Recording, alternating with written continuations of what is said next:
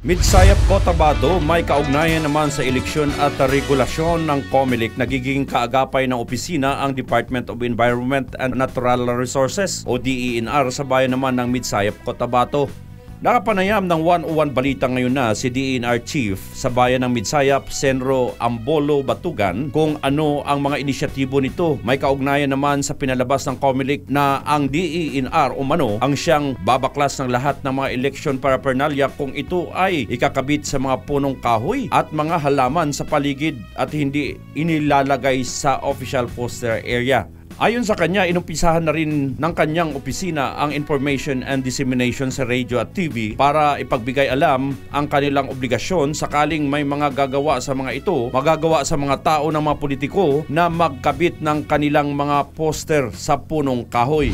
DENR is a partner of the COMELEC in removing these illegal posters from different candidates.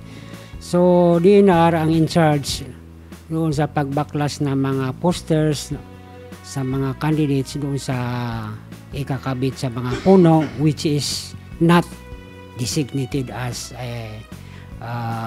designated by the COMELEC. So I would like to emphasize na yung mga candidates should not place their posters to those not selected by the COMELEC as a post area because masasayang lang yung gastos, yung trabaho. At saka sa atin din, makaabala sa trabaho namin na yung mga ganyan ay illegal. So that is a part of our job as being agreed with the COMELEC.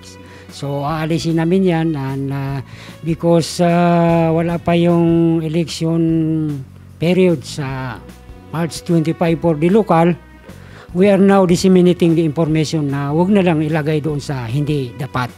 Tinanong din ng 101 Balita ngayon na dahil sa mga nag-uumpisa na ang campaign sa national level, kung may nasampulan na ba ang DENR na baklasin sa mga illegal na pagkabit ng mga naturang poster. Pero handa na umano ang mga tao ng DENR sa gawaing ito para naman suportahan ang tinatawag na advokasya ng kanilang opisina na Green Tree. Dagdag rin na ating naitanong kung ano ang nangyari naman sa Treevolution makaraan ng ilang taon na kung saan nadeklarang Guinness Book of Record ang Mindanao at nalampasan ang India. Sinabi pa nito na inalagaan umano ng opisina nila ang mga itinanim ng halos 3 taon na ang nakakaraan. May mensahe din ito sa mga nakapalibot sa mga bundok na tinaniman na alagaan at tingnan ang naturang mga puno dahil makakatulong ito sa proteksyon naman ng ating climate change. Mula naman sa DENR office sa bayan ng Midsayap, para sa 101 Balita ngayon na, Benny Keman nag-uula.